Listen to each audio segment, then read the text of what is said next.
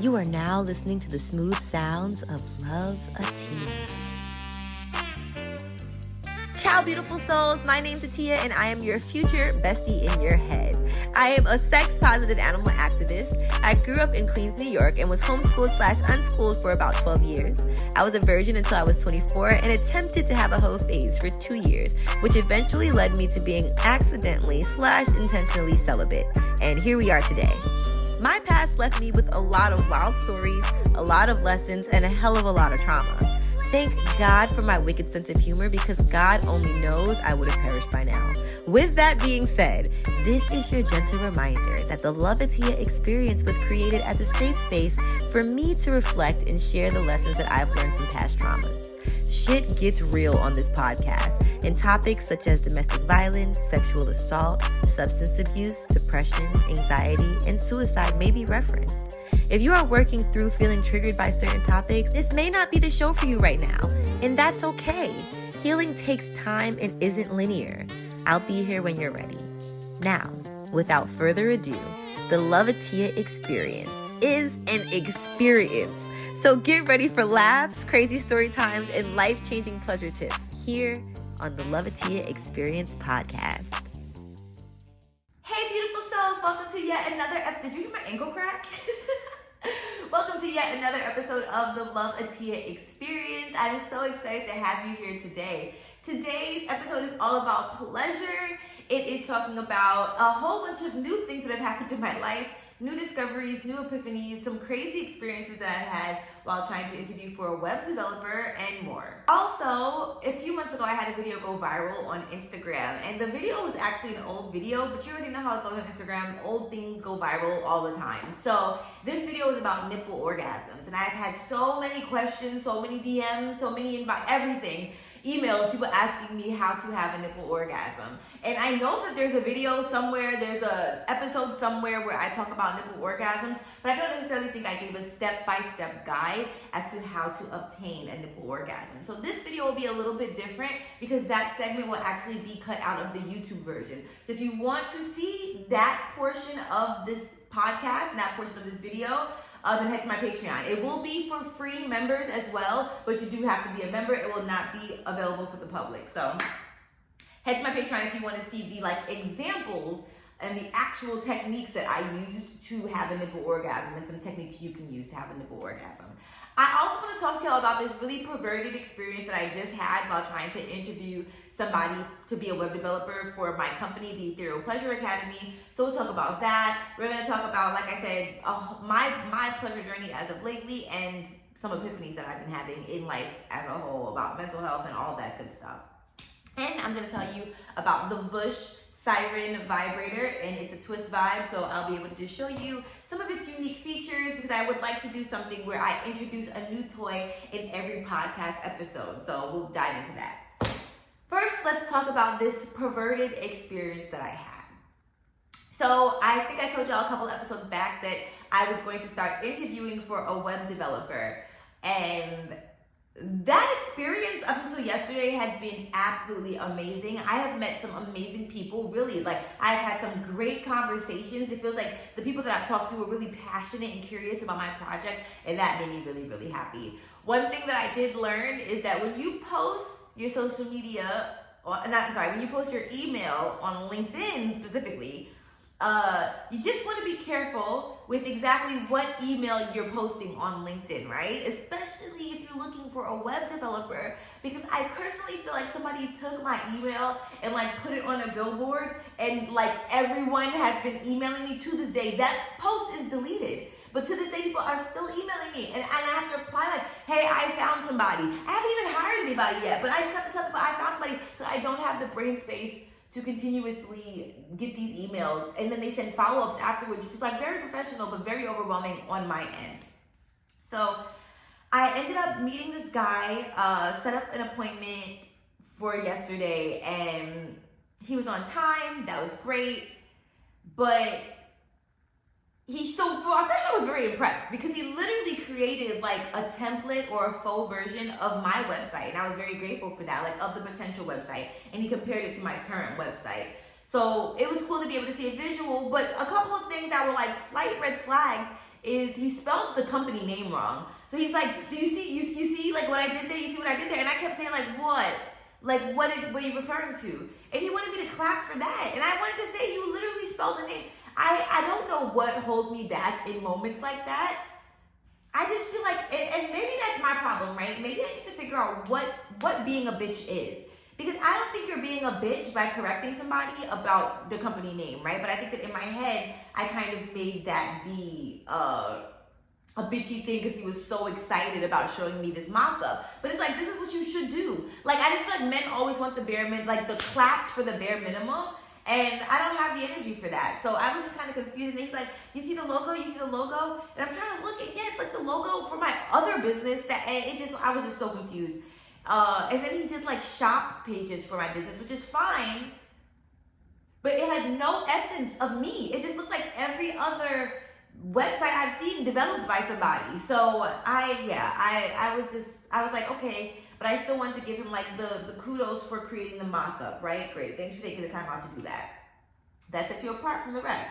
But what also set you apart from the rest was then you said, oh yeah, I've worked with other like people in your industry before. So I said, oh great, okay. So he goes and shows me like behind the scenes version of what he was working on for another client. And she was an OnlyFans model and had like stuff up on porn sites as well, right? Now, being in the industry that I'm in, I'm very much so used to that. So it's not like a big surprise that you're showing me the website that you worked on for her. But then when you went ahead to go Google her name, and the first 3 things that popped up was like YouPorn, something, and some other porn website. And then you go and click that first link to go directly to her pornographic layout of her content. And then he says like, oh, I'm sorry. Like as if he realized, oh, this is actual porn, right? Because I see at this point white dicks in my face, like full on white dick in her mouth. Like this was a white woman. So, you know, I stay on the ebony side of things, but okay, whatever. Do you, boo? I'm here for all sex workers. But when he apologized, I gave him the benefit of the doubt, which is what I should never give a man ever in life. In life. I'm not going to shit on myself. I'm not going to shit on myself. I'm not going to say what I should have done, what I could have done, what I would have. No, because I did exactly what the fuck I needed to do to be able to get through that experience. And I think that sometimes my body just protects me from being triggered. It's like, I'm not even going to allow this moment to go through my body right now because there's a lesson in it, 1. 2, I will never speak to him again after I send him this email telling him I'm never going to work with him. And 3, I think that this had to happen for it to never happen again, right? Like for me to be able to, like literally, I know that on the next call, I will say this is highly inappropriate and then end the call. That's it. There's no like, oh, sorry. No, there's none of that. But I think the first time that he did it, I genuinely thought it was a mistake, right? You click something you don't know is about to be porn, whatever, even though it looked like it's straight up a porn site. His point was that he was trying to show me that there was a color pink that she wanted him to use or that he pulled from her video that was like on her like logo or her watermark that he pulled to be on the buttons of her website. Couldn't you have just said that? When you originally said it, when you were showing me the website, I just thought, oh, nice. You didn't have to physically go to her porn and show me the actual videos of which she had this watermark to which you pulled this color from. Then make it fucking make sense. Now, also, my Wi-Fi was jacked up. So that was also fucking me up. And I also had an order about to be dropped off to me of some vegan desserts from a Black-owned business that is here where I live. So I was like, very much so had my attention divvied up in 3 different places. And so I had my camera off. So that was one thing that definitely, I think, saved me, I guess. And then he also just had this weird-ass smile on his face. Like this weird energy. And he was feeding to show me these mock-ups, right? Then he went back to another porn site of hers and literally starts like scrolling down her page, almost as if he's like mesmerized. Y'all, I can't even lie. Through the majority of this, I was dissociated. Like I said, my focus was pulled to other places. But when my focus was back, I'm like, what the fuck is happening? I actually have some videos and some photos from the situation because it was one of those situations that was so dystopian that it was like, this can't be happening. And every time that something like that happens to me, my brain instantly does that, and I don't know what that is. Sometimes it can get me into trouble, but I'll just be like, this isn't happening to me. like almost every time that something happens, I'm like, but this is not happening to me right now. Like, this is that, because it just be so fucking, like I said, dystopian. Anyways, I recorded it on my phone because I'm like, what the fuck is actually happening? And the sickest part is that it went on for so long, I had the time to get my phone out and record it. Because like I said, I was off camera, so you couldn't even see that I was recording what he was doing with the weird-ass facial expressions that he had while this was happening. And then I felt like he wouldn't let me get off the call. I felt like I felt like trapped on the fucking call. Like, and I'm like, okay, well, I have a meeting, so, and he's like, okay, can I just show you this one more thing? Can I just show you this one more thing? The last thing he showed me, I don't even remember what the fuck it was, because I was just so done. I was like, I'm literally never working with him. But what's crazy is that he told me afterwards, yeah, and I worked on all this for her, and she never paid me. Like, she just stopped reaching out. And at first I was like, oh wow, that's really messed up. I'm sorry that happened. And I was really compassionate. But then after it settled in me what happened, I was like, that literally makes a lot of sense. Like, I get why she didn't pay you. Probably because she felt the exact discomfort that I felt with your perverted ass.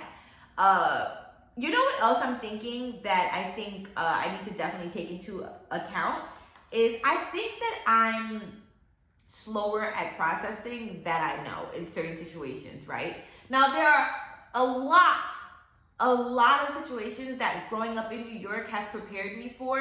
And I will be with a lot of people sometimes and be like, yo, did you see that? And they'll be like, what?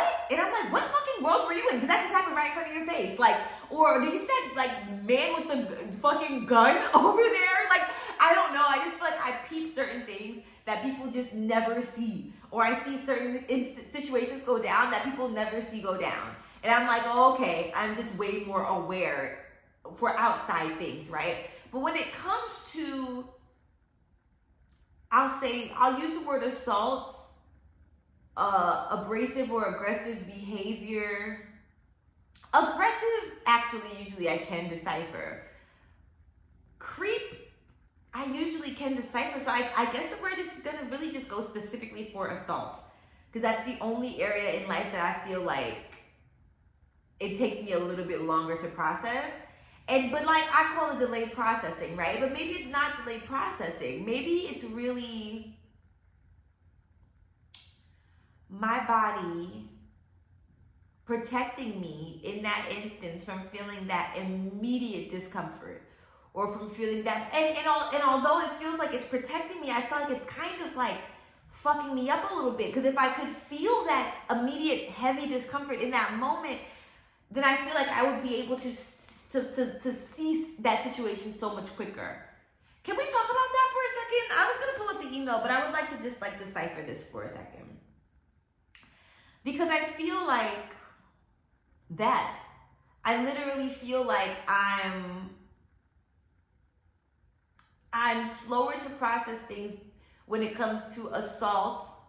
Even verbal assault, like when I told y'all the white guy yelled at me, and I just sat there like, I know he's not talking to me. And then I literally was like deciphering, like, was he kidding? Was he being serious?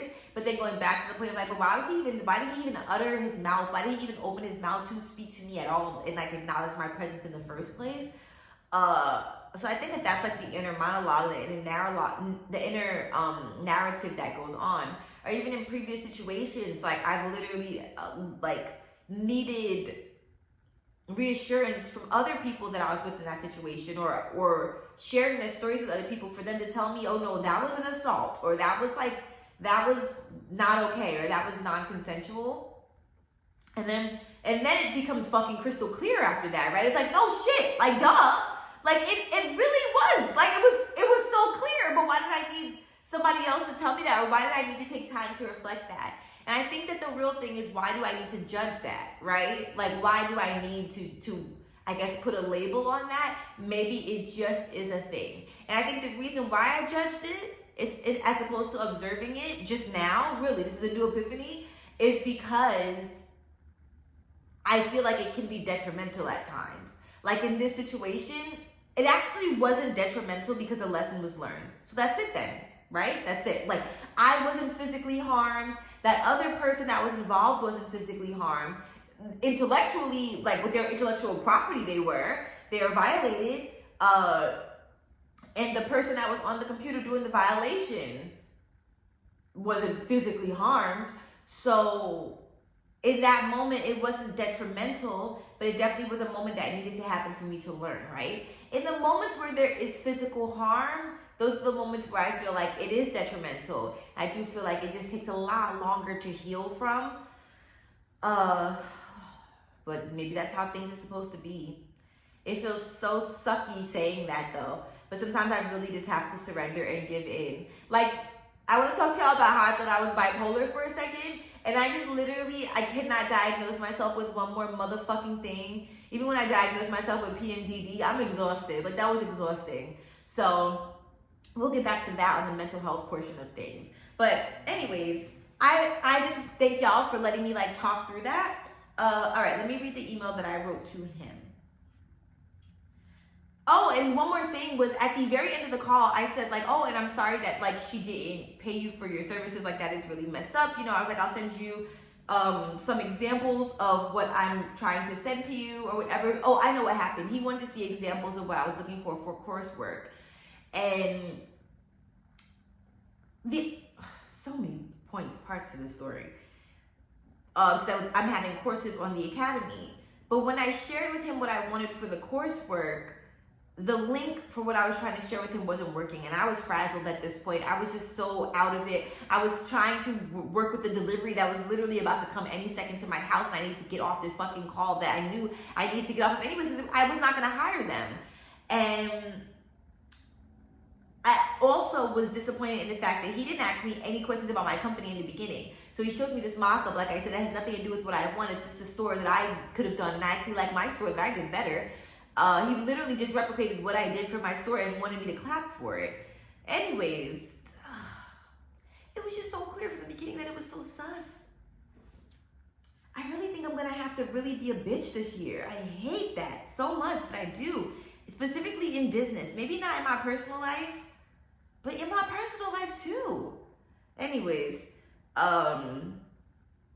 it was just all around a mess. I didn't hear a word he said after all of this when he had the nerve to try to tell me about his business and all the people that he works with and all the partners that he has. And I swear to everything I love, that was the most Twilight Zone ass experience. And like, this is my first time really recounting it. Like, I told my dad about it and he was like, that's fucking insane. But like, sharing all of these details, it's like, this was jank from beginning to motherfucking end. Did I send him the Zoom link or did he send me? No, he sent me the link.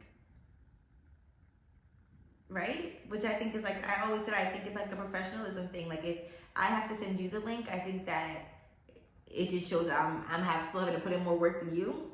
Anyways, I said good day with his name. I just wanted to send you a follow-up from your interview to let you know that I will not be moving forward with your services.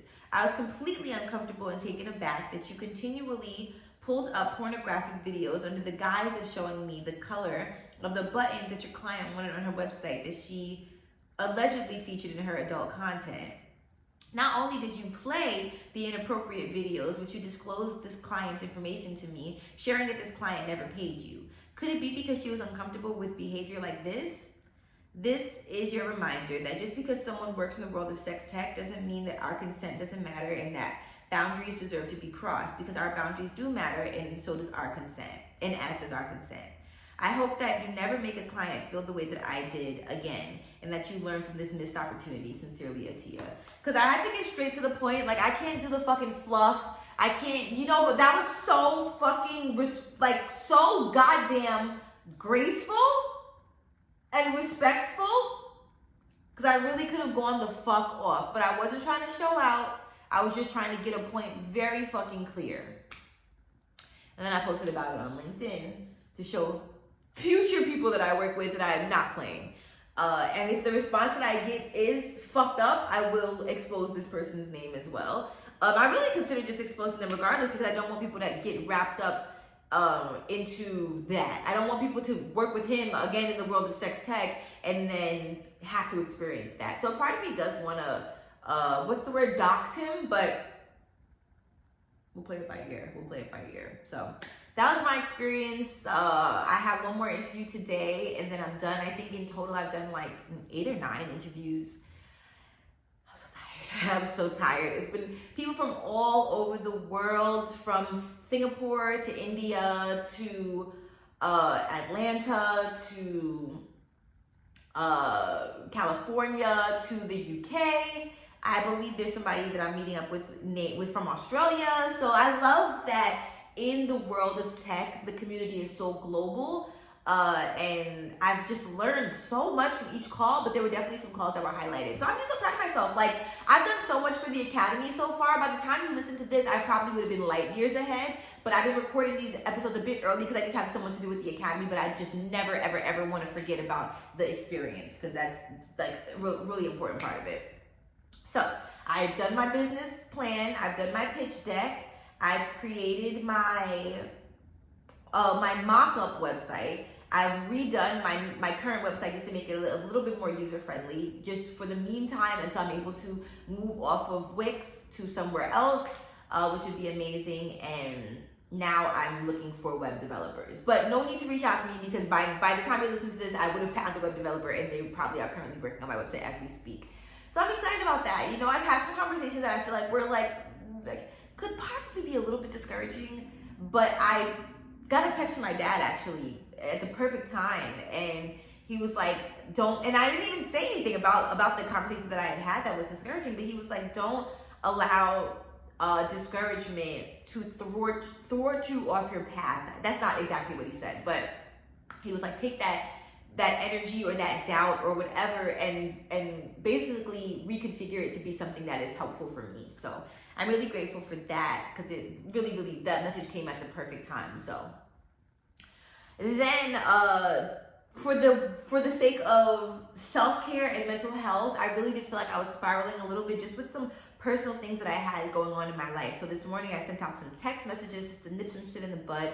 I sent out that email. I went to the gym. I feel amazing. I feel like my brain is just working again. Like every time I don't go to the gym, I just feel like my brain is not functioning the way that I want it to function. And I don't know why I take these pauses. I know that I was injured, which we will talk about. I know that I was injured from pole, so that is definitely why I took a break. And you know, I was traveling, but even when I travel, I need to wake up and fucking go to the gym. At this point, the gym is my therapy. And if I don't have my therapy, I will have a breakdown. So I really need to implement that in my life. And even if I don't physically go to the gym, I need to go for a run. I need to walk around the track. I need to do something to be able to process thoughts, move my body, and move them out of my body. Otherwise, they stay stagnant and they just ruminate right here. And I'm not able to get a lot done. So I've been trying to make sure that when I feel myself slipping a bit, I take it easy, right? So for instance, like the last couple of days when I've had back-to-back social interactions where it's like from 10 a.m. to 5 p.m. I'm interacting with people, then for the rest of the day, I decompress. I watch what I need to watch to calm my nervous system, although sometimes I watch reality TV and it's not the best. I've been making tea as of lately and that's been really helpful. I'll listen to podcasts and sometimes it's less visually stimulating, which is helpful. I try to make sure I'm hydrated, drinking water. I've been treating myself to some sweets, which probably is not the best for my skin, but it helps my soul. And yeah, all that jazz. And just trying to find new ways. I started writing again, thank God, and that has been very helpful. But I just know that as a business owner, I cannot let myself spiral. I simply shouldn't let myself spiral. Because I have things to do and I'm a team of one.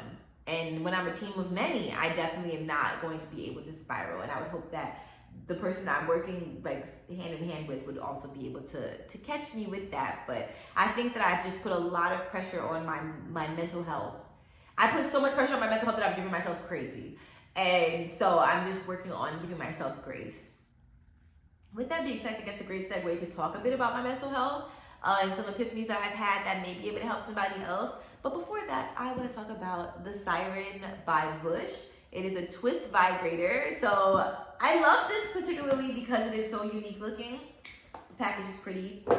And this is an honest review. I tried to do a review on YouTube and I don't know, like I was just crashing out. So I was not able to really give the best review. But I have had some great orgasms with this. And I've learned some new things while reading up on this, which I think is really helpful. Now, random things that I love when people add gifts and stuff to your packages. So this was in the back of this box. So I guess everyone will get a bag. But some information about it before I show you exactly how it works. It says that the Siren is a multi-use twist vibrator that invites you to explore the best of both pleasure-filled worlds, whether you're in the mood for internal or external play. So it is an internal and an external vibrator. it says, like the sirens of Greek mythology, the allure of siren has got you covered. Explore the endless possibility of sirens' pleasure combinations spanning 8 pleasure settings, 5 levels of intensity, plus 4 twist patterns. Siren features a gyrating tip and helix twist design that work together to bring you next level clitoral and G-spot orgasms. Crafted with endless play in mind, Siren's perfect for those looking to level up their internal and external play. We have always recommended exploring both realms for a truly legendary experience. Unleash the siren, blah, blah, blah. It's good with solo play, partner play, vaginal play, clitoral play. It is not good for penis play. It is good for nipple play. It is good for edge play, and it is not good for butt play. I love the way that they have this written on the back of the, can you see if you're watching it on video? Like on the back it has like the check marks and stuff like that. I think that's really cool. So I will say, I've learned my lesson with this toy. You need to read the instructions for each toy. Someone asked me that during one of their consultations that I had. I do online consultations for people that are looking for sex toys but don't know which one to buy. And that's my main tip, to read the instructions for each toy that you get. Because I had this toy for about a month before I knew that it had a gyrating tip and how to use it. So let's just get down to that first. And then you can check out my YouTube to see like all of the patterns. But what I think you're supposed to do, from what I remember, is you press the on button. Wait, no, you do a long press. Oh, yeah. So I pressed the on button once I did an on press. But can you see? It's literally gyrating. Like, it literally looks like a finger. Like as if somebody's fingering you. Oh, this is crazy. So I'm going to turn it off for noise purposes. But they say that if you're going to use it for your G-spot, you want to make sure that it is in a downward position. So it starts down. So you see how there's like a curve down? And if you can't figure that out, then like the curve is pointing this way. So you want to point it down. And you want this to press on your G-spot. They literally tell you exactly how to do it. Once it is pressed on your G-spot, then you can do the one press and then the hold, and then you can get that diddling your skittle. Now, what I also love about it is you don't have to have that feature on, but it is really great for clitoral play. But I love the design of the helix. It is actually very different from all of the toys that I have. So what I would do is lay this on my vulva. You can lay it on your vulva while it's vibrating or while the tip is gyrating, whatever version you want. They also have different patterns. Like I said, I think 4 patterns. But laying this on your vulva and letting it do its thing, it's like the helix design, the dips does something to my vulva that's different from just like a regular wand. You know what I'm saying? Because of the way that like my vulva is able to feel the intensities throughout the different grooves. The other thing I do like about the grooves is that it's not the type of grooves where you will get like bacteria locked in them. Very easy to clean, and it's made with body safe silicone. So my toy of the episode is the Siren from Vush, and you can find it of course on theloveatiya.com and on the Ethereal Pleasure Academy store. So check out this vibe by Vush, and I will do a full YouTube review. It probably will be up by the time you hear this episode. Now let's talk about my mental health. So I've been a very introspective person since I was a little girl, right? Very introspective.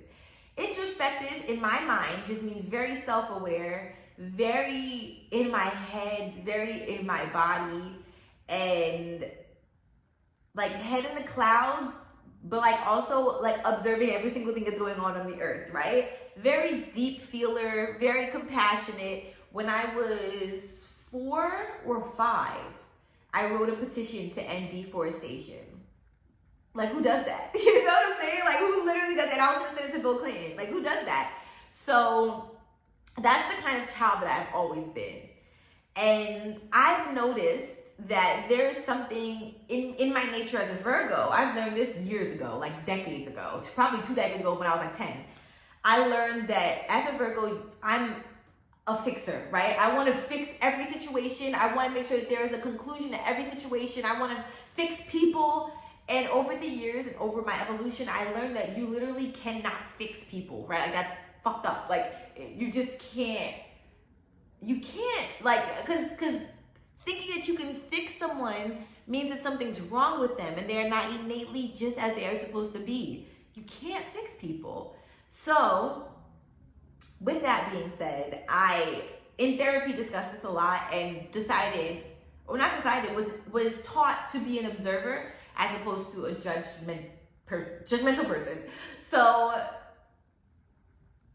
that's easier said than done for a person who it's in my nature as a Virgo, like the planets have aligned to be able to judge people. Like I don't know. And like I said, I know that judgment is bad. I know that, like, who am I? I'm not God or the creator. I'm not the universe. I'm not, but then like if you think about like esoteric teachings, like technically we are all God and everything. We're everything and nothing at one time. But anyways, like if we're getting technical.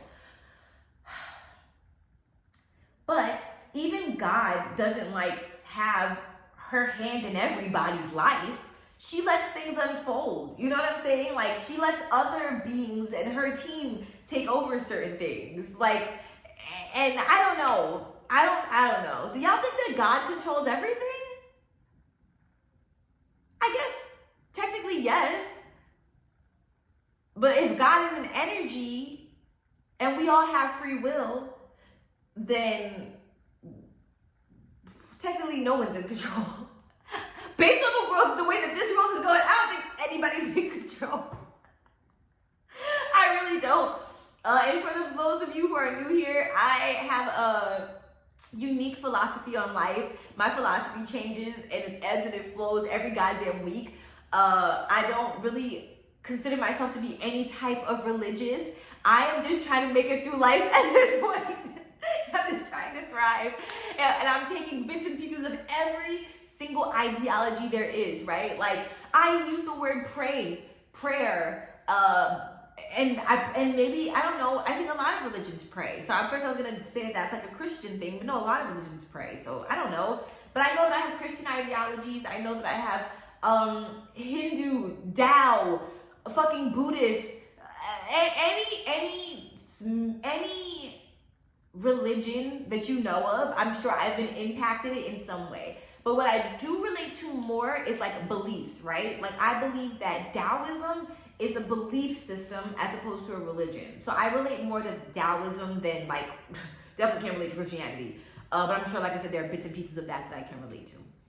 Or that I've been indoctrinated by, like saying Jesus and like that, saying that God's a man. You know what I'm saying? Like that's indoctrination, I think. So didn't mean to go down that rabbit hole, but that's my introspectiveness. Like I just think very deeply. And like for the people that don't think deeply, oof, you're so fucking lucky. Like what the fuck does your brain do? What does your brain be doing? Because all my brain does is think and it's exhausted. That's why I be slurring my words. So introspectiveness in me is something that I thought everybody had, right? And when people don't want to have that, I judge them. And I'm like, so you're not trying to heal. You're not trying to learn these things. And my thing is always, I feel like the more introspective you can be, the less that you will continuously make the same mistakes or hurt the same people. But maybe it's time to dismantle that narrative and really think about my life, right? When I was being super introspective, was I not still making the same mistakes and learning the same lessons? Because I have the same epiphanies kind of over and over again. Like when I was in Mexico City, I had the epiphany that humans are exactly the way that they're supposed to be. Like they are when humans complain, it is not my job to fix that complaint. Like I didn't know. I thought that when people complain, they complain because they want a fucking solution. No, some people just complain to complain. Did y'all know that? Did y'all know that? I didn't know that. Silly of me to think that when people complain, they want a solution. So, or when people are hurt, I think they want to stop hurting, right? No, they just want to talk about their hurt. Some people are addicted to the hurt. Some people want to feel the hurt. Some people are comfortable in the uncomfortability of that hurt. So I think that was a very, very big eye-opening thing for me. And it really, really showed itself when it came to people in my life, right? Specifically my parents. Like my parents will ask me for advice or they'll just share things with me. And either I'll give the advice and expect for them to like get on it immediately and like do exactly what I said, because in my head I think that's the best solution, or I'll hear the complaint and then give suggestions. Because when I complain and when I have pain, that's what they do. They give me alternative ways of thinking. They give me alternative ways of being and alternative ways of perspective and of seeing the situation. But then it's like, when I do it, it's like, I don't want to say it's wrong, but I've had conversations where I know that sometimes my parents or the other people that I'm talking to just simply don't want to go there. Like, they simply don't want to meet me where I'm at with trying to get them to meet themselves at this place. In the grand scheme of life, that should just be respected, right? Like, consensually, like, you should ask for consent when having deep conversations, and that's something that I'm learning to this day. And, because I'm working on not saying but, and anything, I think that I just deemed it as bad, right? And I know that I've had people say these narratives to me. I haven't made it up. People have said, I just don't feel like thinking that deeply right now. I just want to let it go. I don't want to get to the root cause or the bottom of this, etc., etc. And then there are other times where they do, right? There are other times where they're open to it and where they want to learn and grow through that situation. But I think the thing that I struggle with specifically with my parents is reparentification of them. Especially because I'm so in the know of what both of them went through with their parents and with their parental situation, and just with growing up for both of them. I've taken it on as my responsibility to like give them probably like the praise and the cheering on and the hearing and the compassion and the attention that they didn't get from their parents. Oh my fucking God, bing, bing, motherfucking bing, that's the word, attention. Because like my dad is very vocal about like never having met his dad. And then my grandma passed when she was very young, when she was 50. So I think that I've tried to take that place within my parents' life. Of like, okay, well, since your parents are not here anymore, like, let me give you all the love that I have, all the love that I give to you. And that is a beautiful thing to give to your parents naturally. Not because you have this thing in the back of your head of like, but I just never want them to feel pain again, you know? So it shows up in ways of like them telling me stories and me not really having like that much enthusiasm for the story, but still being enthusiastic about it. Or them telling me great news and I'm exhausted, but conjuring up all of the good energy I have to be able to celebrate them through this great news. Or, yeah. And those seem like little things, but when you talk to your parents every day like I do, they become big energetic things.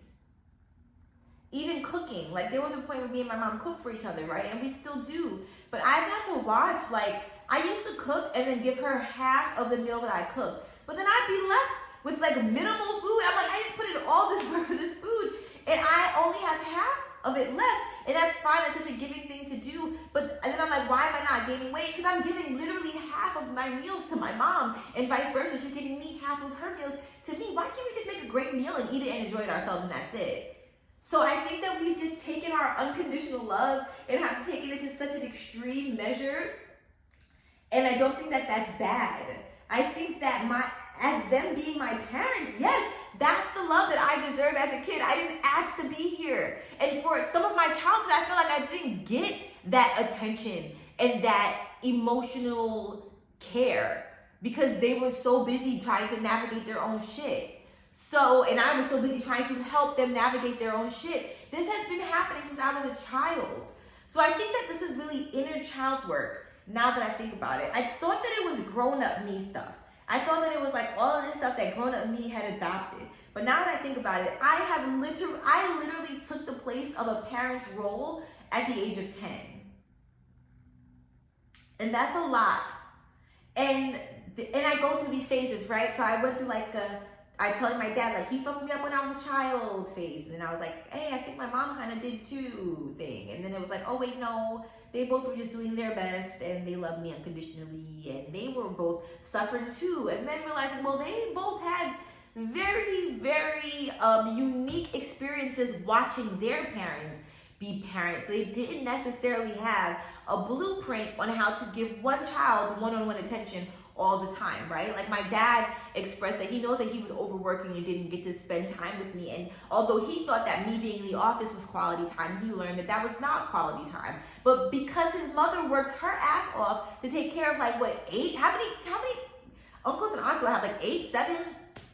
To take care of all of them, that's what my dad knew. And I don't know how emotionally available she was able to be for 8 children. That's a lot. That is a lot. It's a lot. Like it really is. So, or 7, however many there are of them. So my dad, like giving him the benefit of the doubt, he didn't get that emotional care one-on-one all the time. So how could he learn to give that to me? My dad wrote a book, so I feel like I can share this information because it's literally in the book. It's Reflections of an Urban High School Principal for anyone who's interested. I definitely 10 out of 10 recommend. It is a bestseller. Very easy to read. Really, you could read it like 5 times through, but it's a very, very greatly written story. And it's based on a true story. And then my mom's mom, my grandma, literally had her when she was 20, I think 21 or 20. If I had a baby when I was 20, do you understand how many mistakes I would have made, like simply by being, like not even like active mistakes in parenthood. Like my choices in life were not that sensible when you're just not there when you're 20. So I can't imagine how difficult that must have been to navigate for the both of them. And once again, that reparentification, right? Like my mom then becomes kind of the parent of my grandma, which is what I've observed. Once again, it's something I've observed as like a young child. Not only that, but then my grandma started her own hair salon when they were really young. And so then focused on that and poured all of her attention to that. So once again, as a child, how do you get the attention that you really, really desire? Which why then I step in as a child in my parents' lives, and I'm like, I can give you the attention that your parents never gave you. Who said that? Like who said that? Like I actively, willingly signed up for that when I came back to this earth. Or why can't I just experience my parents as parents and be parented and call it a day? So that's something that I'm working through, of once again just giving my parents grace, because they didn't get a blueprint on how to be like a healthy and healed parent, because their parents are struggling with so much, literally. So with that being said, just really working on giving my parents grace. Like my childhood was what my childhood was, and I think that there's a medium space, once again finding balance, right, between like, wow, that shit was really fucked up, y'all, versus like, wow, y'all really did your best, and I am still the best child on this planet. Like, even with my mental health issues and my control issues and my fucking like medium self-esteem at times, which is now high, by the way, I am still the shit. Like, even with this fucked up childhood that we all experienced.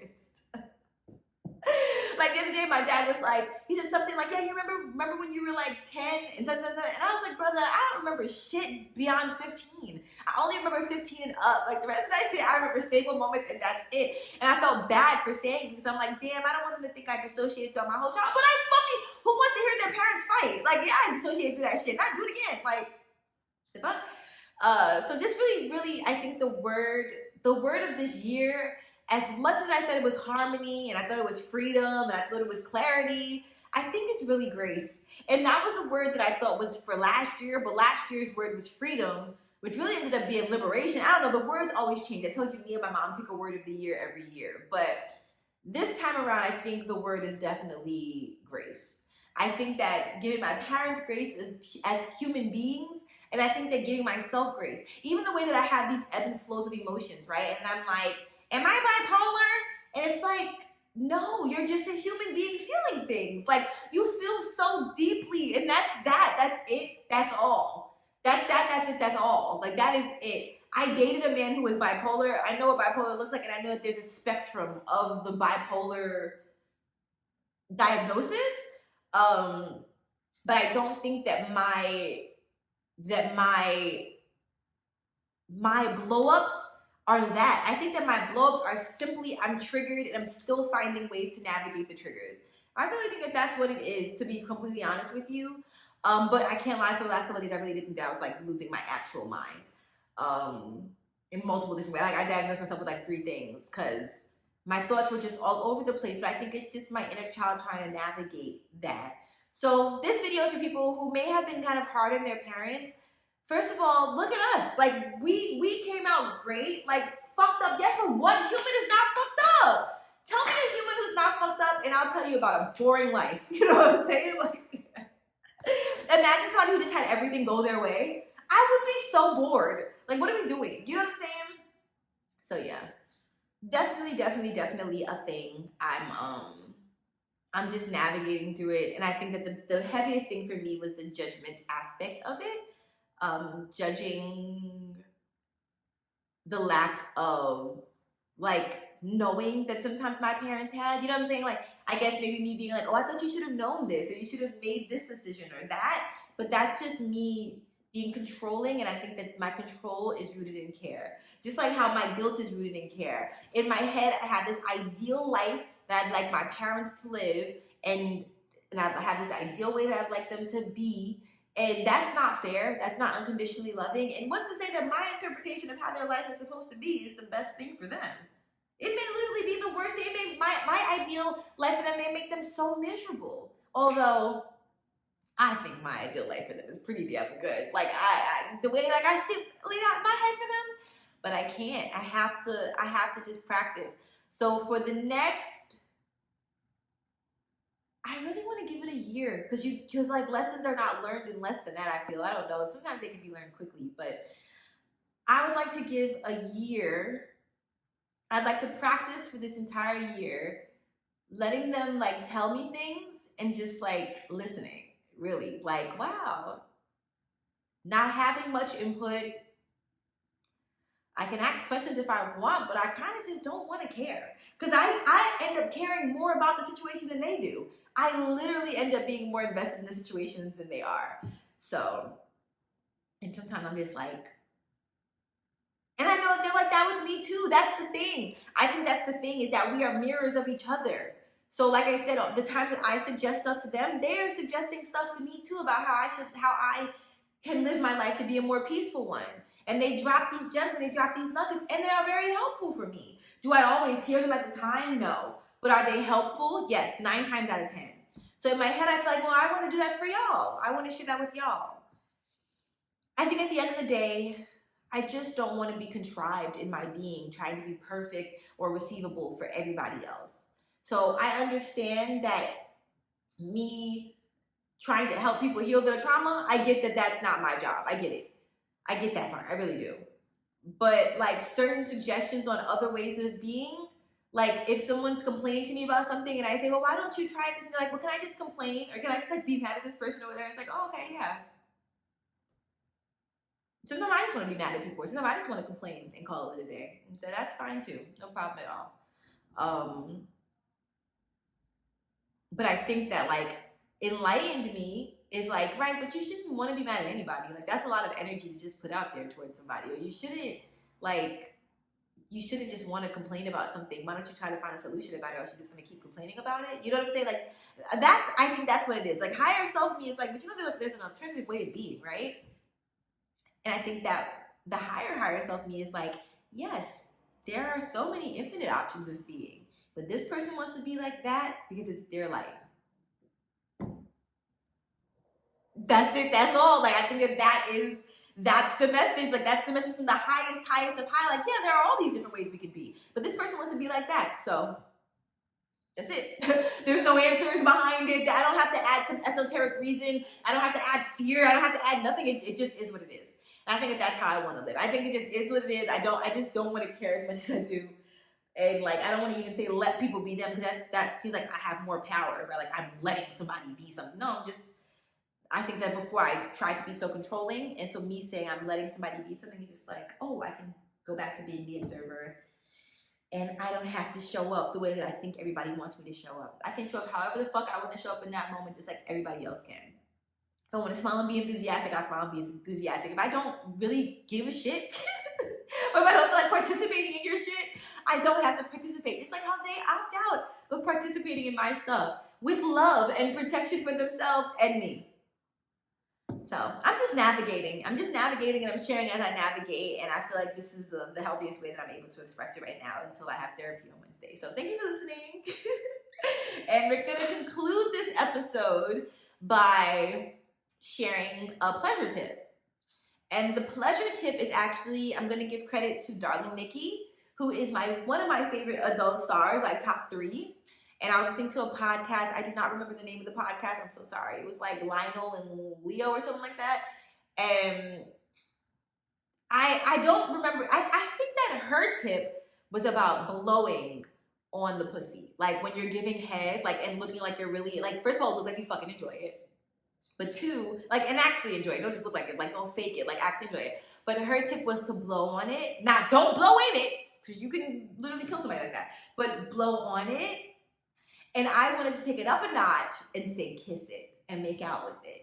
I think that kissing a pussy, ooh! If somebody can just come and kiss my pussy, like, you don't even have to eat it. Just kiss it. Just kiss it. And then the blowing, the blowing on it, that light wisp of air just touching my clit and my lips. Oh my God. So shout out to darling Nikki. I love your content, especially on social media and all of that good stuff. Like, yeah, I love when I'm able to follow people outside of like adult content spaces to get to know, I don't want to say to get to know who they are, because you don't really know, nobody even knows who I am based on my online persona, but just to see the way that they think, I don't know, a different outlook on them outside of just in that adult content space. And a lot of the adult content artists that I do have on my page that I'm following just have like a really, really solid mindset and like a really nice outlook on the world.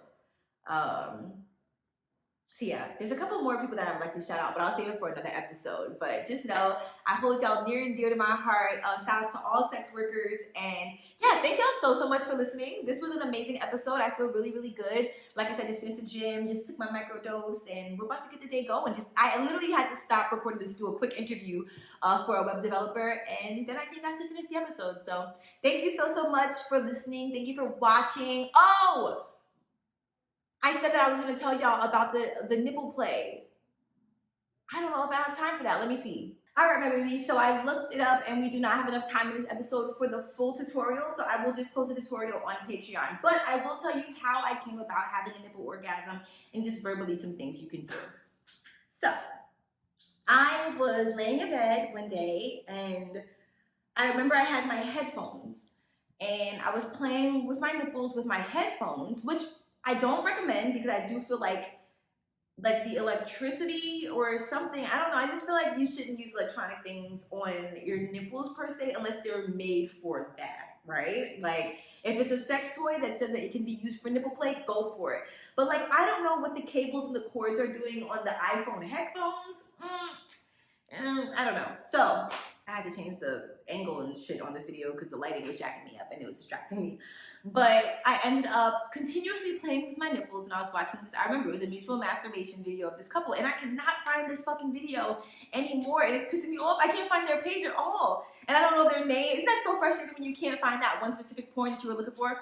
Anyways, I remember I was just so enthralled with them, and you know, with mutual masturbation, it's waves, babe. So it's like he's getting off, she's getting off. Like they were having a competition to see who could come first, and so I just like kept playing with my nipples still. Like I wouldn't move down to my vulva at any point. Like I just kept playing with my nipples.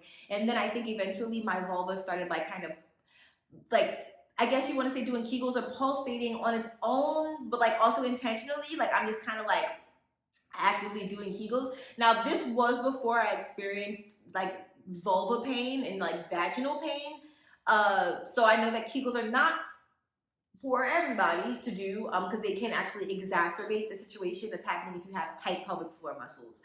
But in this situation, it felt good. So I was like actively like clenching and releasing my vulva, and then playing with my nipples. But I will say that even without the clenching and releasing of the vulva, which came later on, I would have still had this nipple orgasm even without the clenching and releasing of the vulva because of how gently stimulated I was. Now, some tips that I would give would definitely be listen to your body. So if your nipples get overstimulated, stop, because it's not fun anymore. And I don't know if y'all are like me, to where it's hard for me to like unfeel the overstimulation of my nipples. Like it really is. So I want to make sure it's fun at all times. Now, I do like to do like a tapping method. So you can tap the top, the side, or the bottom of your nipple, or like the middle of your nipple. And once again, I'll show y'all on video on Patreon. I like to do a version where you take whatever you want to take, right? So say I had like my headphones and stuff, and I just, once again, like caress each side of the nipple. Once again, lots of tapping. You can lick and blow if you want. My boobs are not big enough for that, or I just don't technically enjoy that, but some people do. The sensation definitely feels good. Now, if you don't want to do the whole pull your boob and lick thing, you can, and again, this, small titty babes can do that. They can. I can. I just don't feel like it. You can also use different methods of liquids. You can use lubrication, you can use water, you can use oil, and then practice breath play on your own nipples. That should be really fun. Or once again, just the feeling of those things being on your nipples. I've never done that because my nipples are so sensitive, but I think that would be really cool. I know I saw a lot of comments of people saying that their nipples were not sensitive enough to be able to do that. So maybe using a sex toy would be helpful. I know the Nami by Bird is really good for that. Really suction toys with a gentle fucking suction. Not suction toys that are OD and will hurt you. I know they even said the siren twist can be used for nipple play as well. So that's what, I don't know if you can really say it, but that's helpful. I'm trying to think of what else. I literally have so much of the hair that I just cut underneath my nail, and this looks crazy. It looks like pubes. What other things? You can do pinching of your nipples. But I think for me, the best advice I can give somebody to have a nipple orgasm is simply tease your nipples. You do not want to overstimulate them, so tease, edge, and take breaks. Also, with a nipple orgasm, your breast has other nerves and other nerve endings, so I have loved just caressing my breast, caressing the top, caressing the sides, caressing underneath. Caressing my neck, caressing my other erogenous zones to be able to get my nipples wanting more. I think if you could really think about things of blood flow, like don't your nipples get hard because of rush of blood flows to your nipples and like that increases, I don't know, like the fucking nipple muscle or something. Are there muscles in your nipples? I'm making shit up at this point. Don't listen to me. But yeah, I think that my best advice would be to just tease your nipples. Like sometimes people want how-tos of the tips that I give, and it's like, babes, your body is your body. So the tip that I give for myself may not be the tip that works for you. So it's explore, and you will figure out what works best for you. I hope that was helpful. If you have any particular questions, then feel free to comment them in my comments, and I might see them and reply. So I love you so well. Please give yourself a major hug for me. And don't forget to be kind to animals, be kind to yourself, and head over to Patreon if you want to see the video example of my nipple orgasms and techniques to do on your nipples to have a nipple orgasm. Love you. Mwah.